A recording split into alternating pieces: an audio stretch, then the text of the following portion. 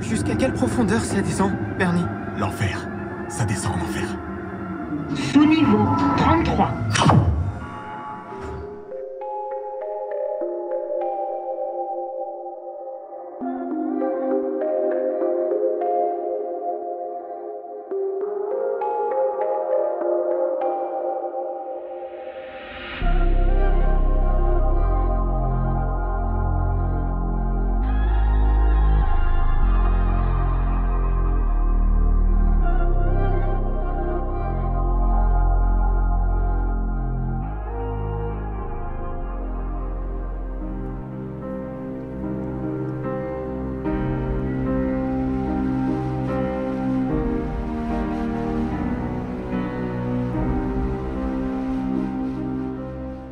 Le XXe siècle a vu naître un phénomène d'ampleur mondiale, celui de l'idolâtrie de certaines personnalités propulsées par la lumière artificielle de ce monde. Ce sont les nouvelles prêtresses babyloniennes, reines du divertissement et de la propagande luciférienne. Ces figures publiques, généralement façonnées depuis la plus tendre enfance pour certaines fonctions, montrent, pour beaucoup d'entre elles, des signes de fractionnement d'identité, de dissociation, voire même de médiumnité et de possession, tout comme les anciennes prêtresses du monde antique païen avec ses cultes à la déesse mère et à la fertilité. N'est-ce pas Beyoncé qui a publiquement déclaré avoir une personnalité multiple et décrit ses états dissociatifs et autres amnésies lorsqu'elle est sur scène ?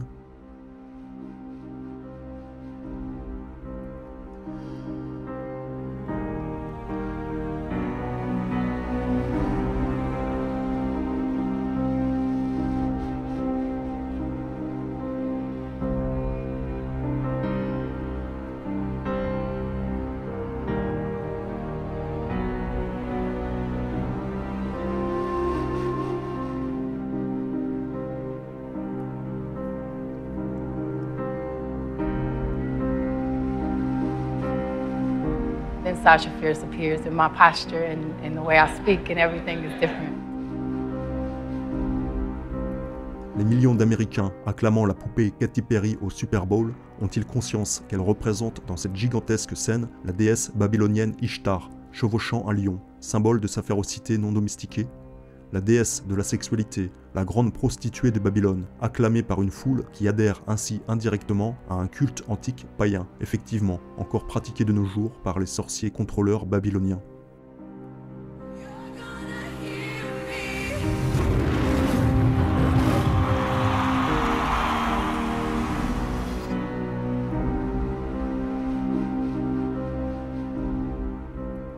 Certaines productions dans lesquelles Katy Perry a été exploitée ont également une très forte symbolique relative à la personnalité multiple et au MK monarque.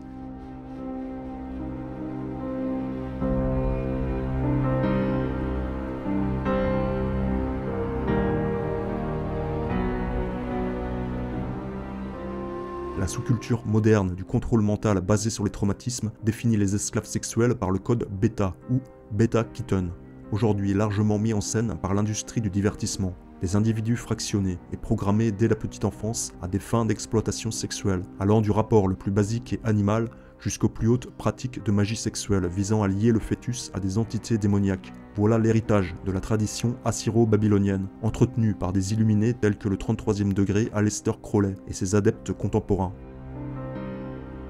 Une personnalité altère dissociée, en transe, connectée à d'autres plans et ouverte à la possession démoniaque, peut servir de prêtresse lors de certains rituels. Selon Fritz Springmeier, un des secrets des religions et mystères antiques, en particulier le culte égyptien des mystères de Isis, était la capacité d'utiliser les drogues, la torture et l'hypnose pour créer des personnalités multiples chez un être humain, le fractionner pour le connecter à d'autres plans, d'autres dimensions. Cette connaissance initiatique ne s'est pas dissoute avec la chute de l'ancienne Égypte. Le monde occulte n'a jamais cessé de briser et de programmer des esclaves dans un processus de dissociation psychique. Ce savoir s'est transmis jusqu'au monde moderne par le biais des sociétés secrètes dites initiatiques.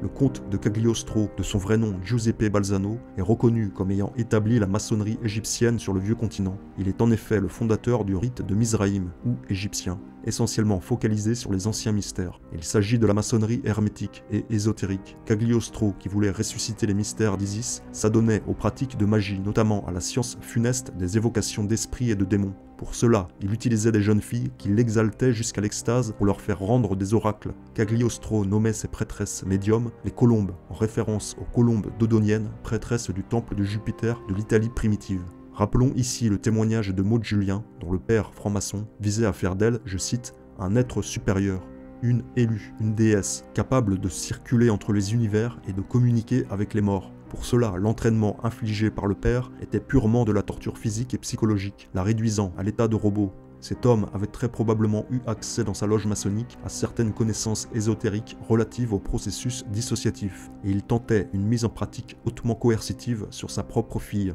Nous constatons que la franc-maçonnerie est un facteur commun dans beaucoup de témoignages relatifs à la culture et l'entretien du trouble dissociatif de l'identité et de ses murs amnésiques, résultant de l'inceste et des tortures, cela à des fins de contrôle mental et d'exploitation sexuelle. Touchons-nous ici à certaines pratiques occultes des antiques cultes à mystère, ravivées par une obscure maçonnerie que certains qualifieront de déviante. Dans son livre Mémoire de sang, Alexandre de Danane semble évoquer ce type de programmation sexuelle dans certains cultes du monde antique. Il parle de corporations de femmes spécialement élevées et instruites pour devenir les instruments d'une certaine magie sexuelle.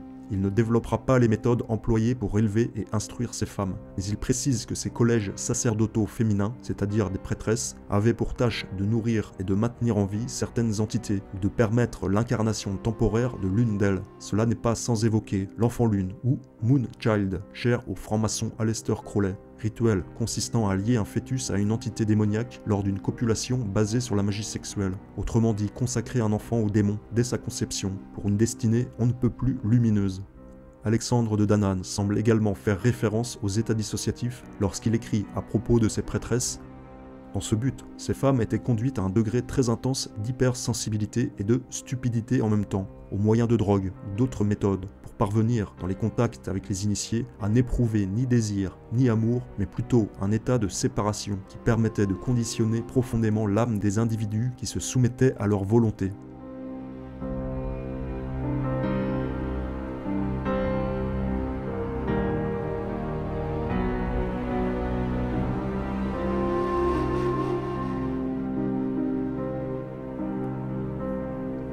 Les anthropologistes tels que Erika Bourguignon et Leonora Greenbaum ont reconnu depuis longtemps la place essentielle que prennent les phénomènes dissociatifs dans certaines pratiques religieuses antiques et païennes, notamment le fait que les individus ayant eu une enfance traumatique dissociative étaient plus susceptibles d'accéder aux fonctions de prêtre ou prêtresse.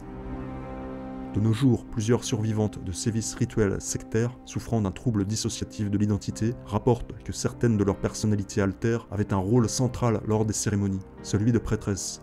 Ces personnalités altères feront partie des programmations les plus profondes. Ce que le programmeur faisait par exemple était de vous attacher pour vous infliger des chocs électriques jusqu'à ce qu'il détecte le moment où votre esprit s'est brisé et que vous avez quitté votre corps dans une extrême dissociation. C'est là qu'il va vous donner un autre nom. Il va alors nommer ce nouvel alter « Tu es une déesse égyptienne et ta vie est dédiée à la mort et à la destruction ». De nos jours, le côté glamour et roots de la déesse mère et de ses mystérieuses prêtresses semble séduire bon nombre de néo-féministes à forte tendance paganisante. Mais n'oublions pas l'envers du décor de ces cultes liés à la fertilité qui pratiquaient effectivement les orgies avec des sacrifices rituels de sang, ce que l'on qualifie aujourd'hui de satanisme.